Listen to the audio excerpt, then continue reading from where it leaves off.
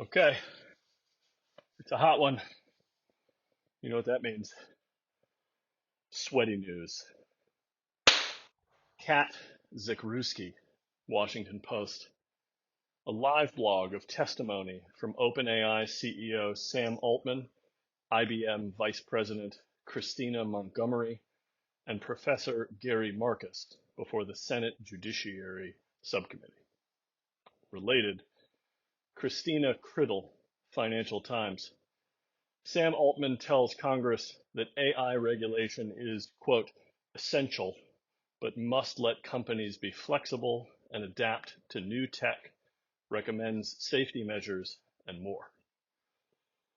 Here's hoping there's a reasonable platform being put forth by OpenAI and IBM. Here's hoping that they are also coming with some humility, not because they need to show some sort of deference to the US federal government, but because both of these groups need each other in order for, the better timelines, the better possible realities to come to fruition, right? Some uh, without some humility and sort of willingness to educate and assist, the likely regulations will be either so ineffective as to be non-existent or so draconian as to, really rob American innovation of oxygen and sunlight, carbon dioxide and sunlight. I was trying to make a plant metaphor. I don't know what they said. I know that I shouldn't get my hopes up too high. But aside from that, Amanda Sieberling, TechCrunch. Apple announces a suite of features to improve cognitive, vision, and speech accessibility on iOS and iPadOS, rolling out later in 2023. Related, Sarah Perez, TechCrunch. Apple rolls out new concert discovery features in Apple Maps and Apple Music, including guides to local venues in select cities and set lists for select artists. The drumbeat, the sound of the tsunami that is Apple's Worldwide Developer Conference is out there in the distance, and we're getting the trickle of information that traditionally would have been held for that week, but Apple in its more modern era is letting this news out early. Why they're letting that out early is Kremlinology topic zero for all the Apple nerds, right? The obvious point of view is you want to get as much sub-prime news out into the channel so that you have as much time as possible on stage when the whole world is watching to tell more important stories. Things you're gonna goggles, maybe. We'll see. Say what you will about wearing goggles over your face as a way to use a computing machine. The TED demo from Imran Chowdhury of Humane I watched yesterday, I think, and they took their shots as they should, right? A world where 6-year-olds wear giant air traffic controller noise canceling headphones and goggles that conceal more than half their face is kind of a gross dystopian world. That said, I read beyond the headlines here, and one of the handful of features that Apple has announced will come to iOS and iPadOS later this year is the ability for the camera to read the words that it sees out loud to the user. So if you have any degree of vision impairment or challenge, you'll be able to hold a camera from Apple in front of, the example Apple PR used, your microwave. And the camera will follow your finger and speak out loud the description on the button on the microwave that your finger is hovering over, effectively giving you a means of seeing and reading what's printed on the buttons of the microwave. And I hope that I shouldn't have to point out that is an experience which will be drastically improved when that camera is a thing that's just worn on your head, that is aligned with your field of vision. And those glasses, whether you want to be utopian or dystopian about them, they're going to get built.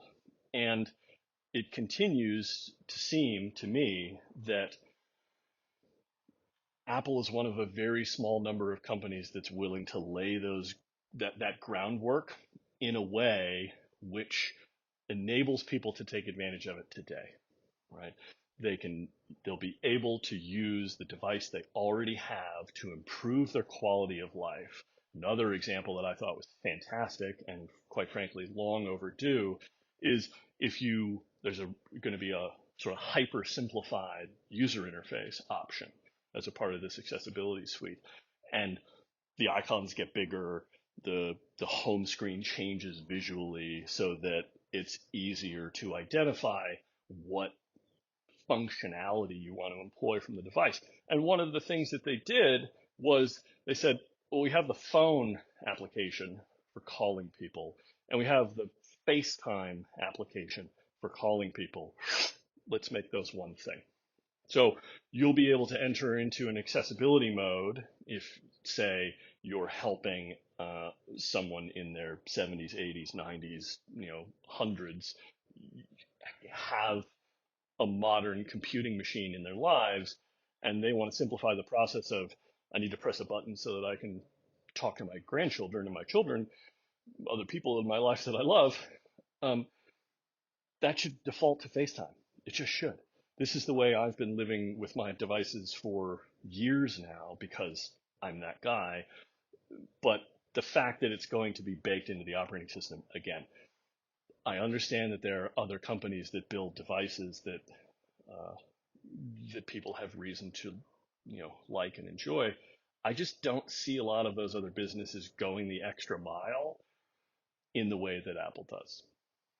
So, good work, Cupertino. I'm psyched for next month. Rock and roll. Kia Kokalicheva, Axios. Source: Twitter buys recruiting startup Lasky for, quote, tens of millions, unquote, in cash and stock. Its first deal of the Elon Musk era. According to PitchBook, Lasky had previously raised $6 million in financing.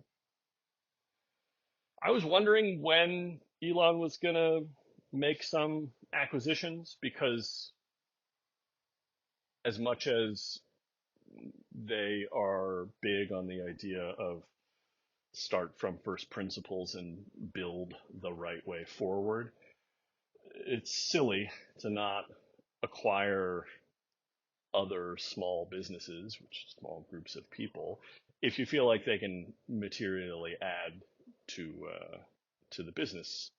And one could make the argument that becoming better at recruiting is a thing that Twitter, the business, could most definitely use. It's also worth connecting the dots and saying that, for a certain type of person, you've got to have a LinkedIn and you've got to have a Twitter, and you go to one in order to further your career and you go to the other to shitpost. There are also other kinds of people for whom that distinction doesn't exist, and they've got one place. This, again, my pet theory, social media Highlander. There's going to be one of these things. Will we ever truly get to zero? No. But will there be a social media network which is the dominant tool of its kind and has just enough of the feature set from its competitors that it maintains the majority of market share in its space. I just think that's true. I think that even if you spun YouTube out from Google tomorrow, YouTube would continue to be the dominant platform for posting video on the internet. Again, network effects tend toward monopolies. I think the same is ultimately going to be true of the tools that people use to represent their identity through their ideas and their expressions in little text box or media attachments or whatever. So maybe this is about becoming a more relevant competitor in that space. Maybe it's an acqui-hire, maybe it's any number of things. We'll see. Spencer S. Shu, Washington Post. The U.S. announces charges, sanctions, and a $10 million reward for information leading to the arrest of Russian national Mikhail Matveyev, a Babuk ransomware gang operative. This is cyber. The fact that it makes national press for the U.S. federal government to put out a bounty on a single individual who is a private citizen in a foreign country, that's I know that we do it. It doesn't get reported that often. And my guess is it's going to be reported a lot more often as the sort of combatants in how conflict is wrought, how conflict occurs on a global stage in an era with human beings in an age of machines, it's going to get reported more, because who is this person? They're not a warlord or an arms dealer or the leader of a cartel. They're probably a utterly generic dude with a laptop. That is new, and well, it's probably not new, but you take my meaning. It's novel, and I think it's only going to become more so. Alexander Alter, New York Times. Q&A with Michael Lewis on his FTX book, Going Infinite, The Rise and Fall of a New Tycoon, slated for October 3rd, visiting SBF, the forthcoming trial, and more. I'm sure this story will be interesting. Michael Lewis is exceptional at what they do.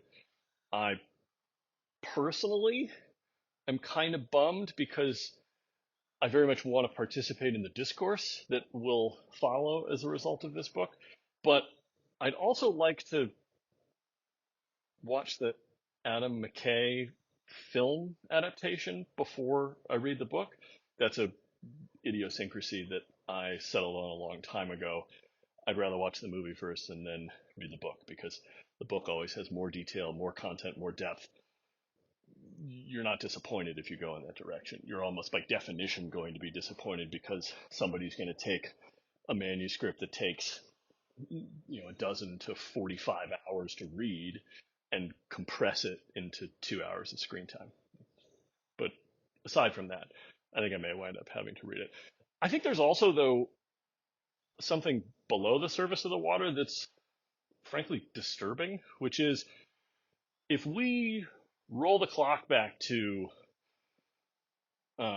Tom Brady and Giselle putting their personal brands next to FTX, and that moment of everybody thought that SBF was some sort of luminary prodigy Doogie Howser of crypto, blah, blah, blah, to this book is going to come out, and we're all going to collectively bathe in the schadenfreude of what a, I don't know, dishonest, unscrupulous, foolish, naive, like what a failure of an adult in society that SBF apparently will prove to be. That whole narrative didn't take that long. Like, it less than 12 months, less than 24 months. And there's a part of me that can't help but feel grossed out at the fact that our cultural machinery says this dude who everybody showered with praise, who then turned out to be a crook, and I imagine, liquidated a lot of people's life savings. Those people won't be made whole, but what they will get is a very entertaining cultural moment where we all get to emote with regard to what a crook this person turned out to be. Like, it's not reasonable penance for what happened, is it? Like, are we okay with that as a culture? I don't feel okay with that. I feel like this kid should have to, work for Habitat Humanity for the next 20 years of his life. Like, something should happen that isn't just maybe you do time in a white collar penitentiary, maybe you pay fines for the rest of your life. But other than that, we'll all just sort of move on.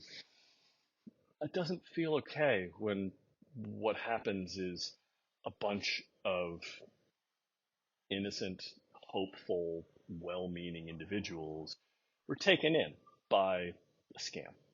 I just don't like it. And the fact that the Hollywood machine is going to make sure that the last taste that's in everyone's mouth is, wow, what a horrific person, but what an entertaining story.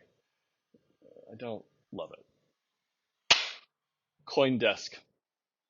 EU states approve the Markets in Crypto Assets, or MiCA, rules, becoming the first major global jurisdiction with a crypto licensing regime, taking effect in 2024. It's impressive that the European Union is apparently prepared to put regulation into effect in less than 12 months. I sincerely hope that it's reasonable, functional, sort of minimum viable set of guidelines, and the beginning of a process by which the cryptocurrency industry and state governments around the world can find a way to coexist, because we're not putting that technology back in the box. Casey Wagner, Blockworks. In its response to a U.S. federal court, the SEC says Coinbase has no right to compel the agency to issue guidelines for crypto companies, quote unquote, on a specific timeline. It's a real immature sort of STFU energy from that response. Obviously, a private business doesn't have the means to compel an agency of the federal government to do anything. So the fact that the SEC felt the need to issue that statement back to the court, I suppose they're compelled to respond to the court. But if the meat of your statement is you can't tell us what to do, okay, but that's not, it's just, it is the least mature response. You could have responded with something to the effect of, we are evaluating our options and we look forward to working with Coindesk and the other businesses in the space to craft regulation that benefits the cryptocurrency industry specifically, and the American people broadly. You could have responded with, we have the following challenges that are holding us back from being able to get to a place where we're comfortable specifying any form of regulation. You could have said any number of things that would have amounted to, yeah, we know, but you chose the path of sort of maximum pettiness.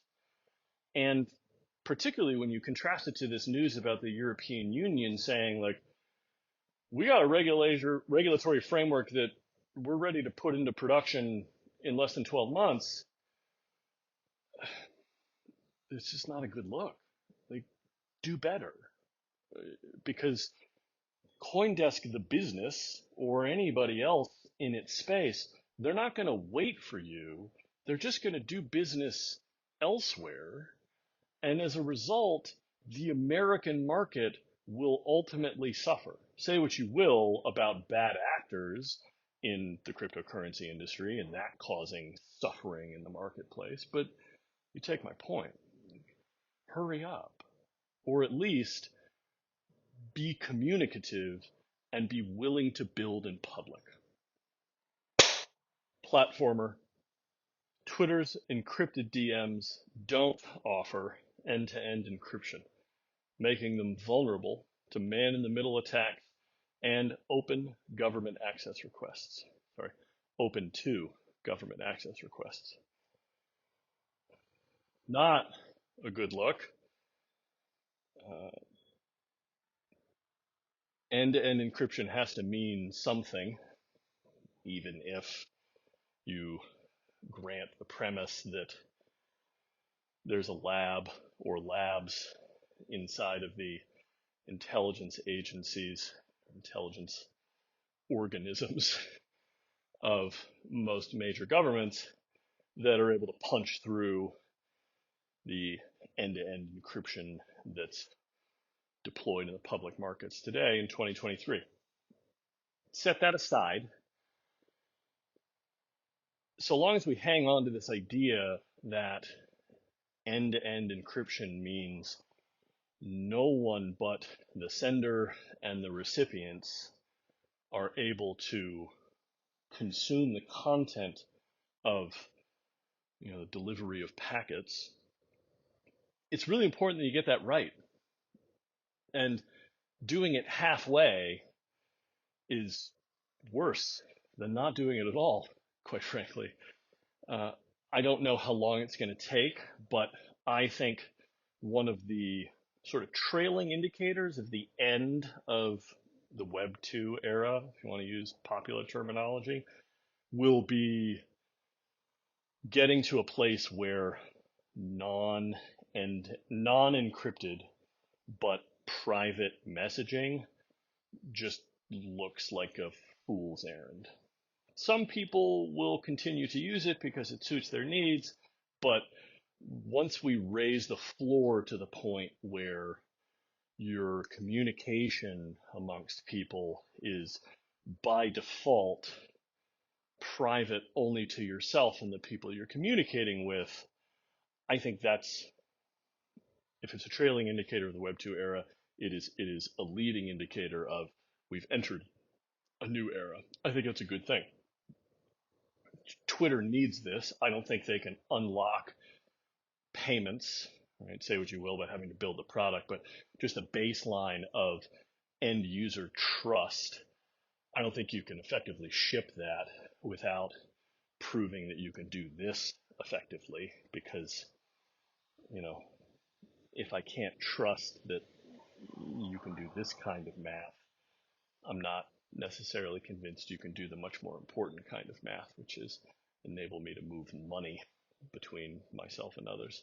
So I hope to get it fixed, and soon. My personal point of view here is get Meredith Whittaker, get together with Signal, do the best of deals where Twitter gets to become arguably like a client of Signal. Like, how you don't know because you're not as old as I am. Used to be, time was, most computers that you bought had a sticker on them and it said Intel inside, and there was a logo next to it. We need to get to like Signal inside. We need to get to you can trust this because this external entity that only focuses on providing state-of-the-art secure messaging technology is in effect licensing what they do. And that would be my one recommendation. Kyle Wiggers, TechCrunch. Hippocratic AI, which is building an LLM for healthcare, raised a $50 million seed round, co-led by General Catalyst and A16Z at a quote unquote triple digit millions valuation. Cool. AI makes everything is a theme. It's not going anywhere. And I personally believe that one of the ways in which you will manage to get above and beyond sort of commodity grade AI, because I think some version of it will very quickly become commoditized, right? The fact that it's so easy to roll into existing applications, the fact that there are LLMs that you can run on $1,000 of computing hardware today, having bespoke data sets is, I would imagine, one of the only ways that you're going to be able to create meaningful competitive advantage. And if you're a healthcare business, you've got access to data that other businesses don't have. So maybe we'll see something interesting. Joseph Men, Washington Post. A jailed Saudi dissident's sister sues Twitter under the RICO Act, arguing repeated security failures let staff reveal his identification and thousands of others' identification to Saudi Arabia. That's a bold claim. I like it. Not because I'm, for or against Twitter's success, but because I think this is a perfect illustration of this theme that keeps bouncing around in my head of social media Highlander. Like, the context will collapse. The idea that Twitter at one point in the past held meaningful private information on its users, and that information has apparently been weaponized against some of those users by the Kingdom of Saudi Arabia, that's real. Doesn't get more real than that. You behave in a particular way on the internet, and then because of the way that internet business is structured, your home nation or your nation of residence is able to take action against you. Very, very, very not good. So getting to a place where I don't think that's going to stop happening. I don't think we're going to see social media tools which have less tangible, sort of actionable information on its users. We may well get to a place where the social media network that sort of rules the day doesn't also hold a copy of your state issued ID in its data center somewhere. That would be good. But the idea that your presence on a social network is somehow not going to be sort of a target for those who would want to negatively affect your lived experience in some way, that idea is not going anywhere. And so we're all going to have to learn how to deal with that. And this legal process, to the extent that it, occurs in public and we can all witness it, I think could prove very educational in that regard. Alexander Osipovich, Wall Street Journal. SEC court filings. Jump Trading secretly purchased tens of millions of dollars of Terra USD and made around $1 billion in profit per year before the coin's 2022 collapse. Crypto Malarkey, never going to go out of style. There's a novel thought that occurs to me when I read this, which is it possible that there's just a never ending, like it's sort of an eternal September problem, right? Like someone learns of the plot of Superman 2 that was, pilloried to great effect in Office Space. Like, we're just going to write a very small piece of computer code, and it's going to very quietly siphon off such small amounts of money that no one will possibly notice my grift, but over time, it will make me into a billionaire. Like, every year, every 3 years, every 5 years, some new set of people, that scam like occurs to them and they decide to run it over and over and over and over again. Yeah. Daryl Etherington, TechCrunch, an interview with Kevin Systrom on Artifact's new writer features, serving writers as a key to the news app's growth, matching consumers with writers, and more. I'll give credit to Systrom. I don't think I would have had on my bingo card pivoting into competition with Substack. So interesting. The part of this though that's sort of aggravating to me is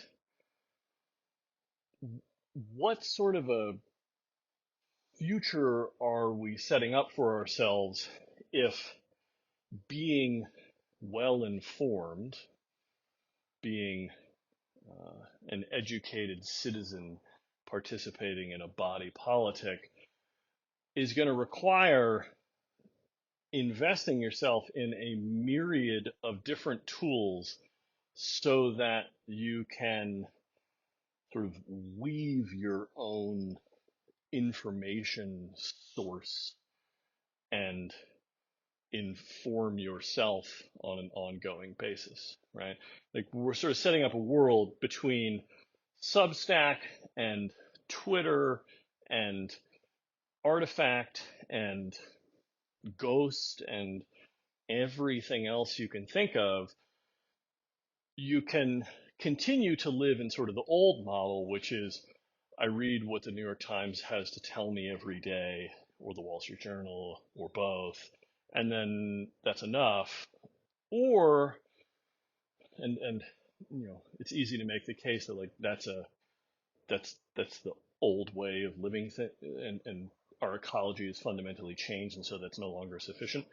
But what's the alternative? The alternative is I have to spend how much of my energy and attention shopping for information and bouncing from one interface to another so that I can feel like I've got an adequate understanding of what happened in the world in the past 24 hours. Like, I just don't. We're going to need a fundamentally different set of tools that cuts across all of these mediums.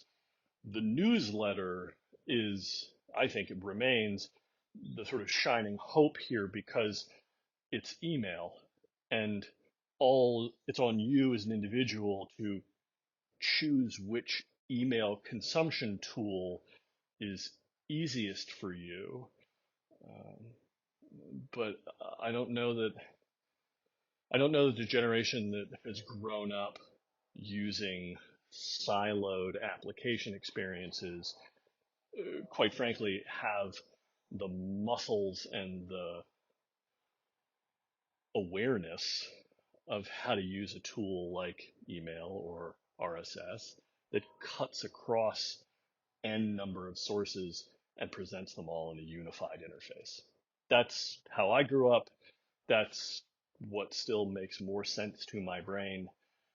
And so while it's interesting to see this experience, I can't help but wonder, am I going to be able to just get whatever a writer on Artifact puts out into the world delivered to the email client that I choose to use? Or am I going to have to respond to the little red dot or the thing that lights up my phone whenever somebody presses publish, because that can get a little tiring. Financial Times. As the European Central Bank prepares to pilot a digital euro in October, consumers, financiers, and politicians are questioning the project's aims and benefits. Yeah, now is a great time to be raising those questions in mid-May for a launch in October, not a year ago or 2 years ago or 5 years ago, when we all started to reckon with what does digitized money mean and how do we feel about it and what do we want from it? What values and behaviors do we want to carry forward from a world before digital money versus what things do we want to let go of? The ability for a digital currency that is put forth by the European Central Bank to be surveilled would be very near the top of my list. I understand that every dollar bill in the United States has a unique serial number, and so in theory, they could be traced, but the data resolution there is very low, right? You could probably observe that a dollar bill moved from one zip code to another, but I'm not sure you could do a whole lot better than that postcode. Whereas a digital currency that interacts with a digital wallet, I mean, you're going to know when I spend it to buy a sandwich. And then you're also going to know what the person who made me the sandwich does with it after that, and so on and so on and so on. That's not, just doesn't give me a good feeling. So, do we need truly secured communication? Do we need truly secured ability to transact? Do these things need to be private? Should they be operated by central state authorities? Should they be networks and protocols that are built in the open and that no one, strictly speaking, controls? These are the questions of the next era of human beings living in an age of machines. Again, Jessica Donati, Wall Street Journal. Discord users are scouring servers to find any remaining U.S. military documents from the recent leak, after prosecutors suggested more might still be online. This is cyber.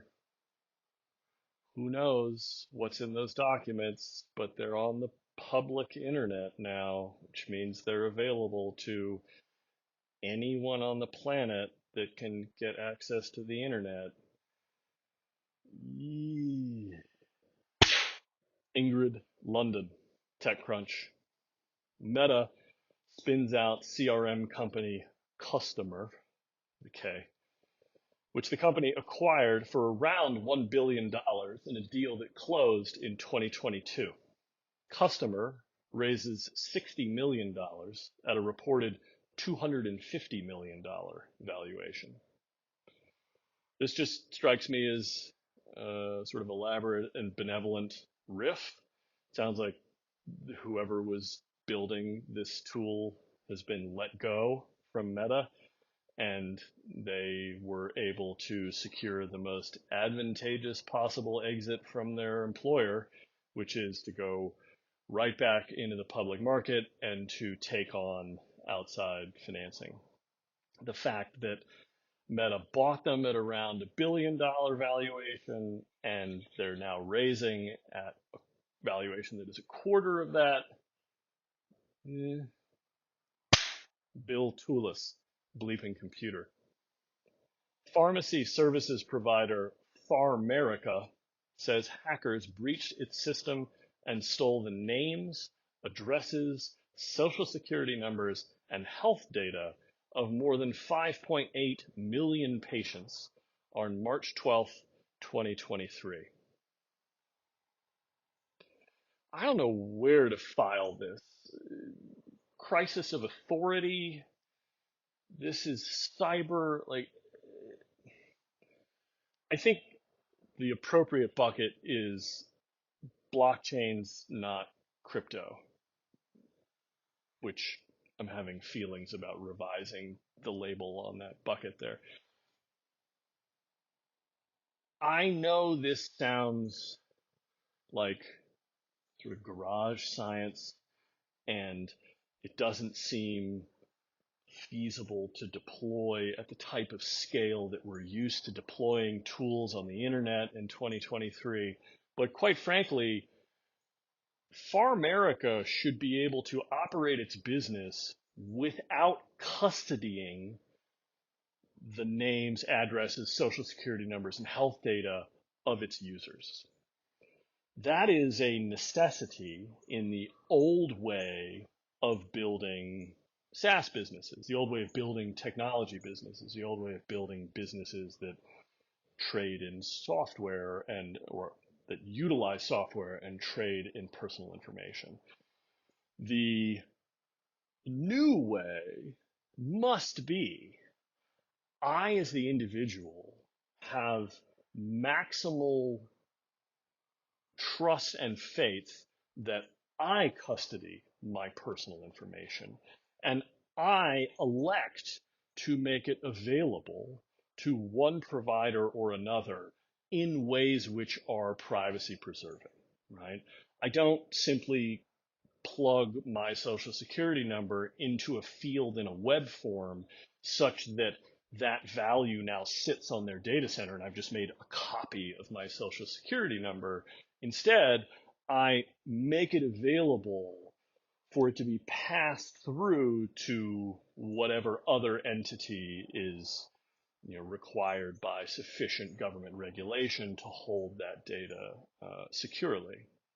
And that the businesses in the middle, which may not be up to the challenge of holding my private information securely, don't have to. That's the world we need to get to. Let go of the old way of doing things. Move forward. Jay Peters, The Verge. WhatsApp debuts Chat Lock, letting users put chats in a password or biometrics protected folder and removing sender and message contents from notifications. WhatsApp team understands the way the game is played. This is, I think, from the description here anyway, exactly what you want from people who are building a tool that is fundamentally about enabling human beings to communicate with one another, and that group takes as a first principle of those communications should be private and belong only to those participants. It should be absolutely table stakes for any tool to give me the ability to say, when I'm talking to this person or this group of people or this person, I don't want it showing up in the general pool of information that this application houses on my behalf. And I certainly don't want it surfaced onto the display of my phone anytime someone presses publish. It's great that your end-to-end communication tool is secure, but if you leave your phone in a public space and someone sends you a message and their name is published on the screen of your phone, you've kind of defeated the purpose of that communication being private, haven't you?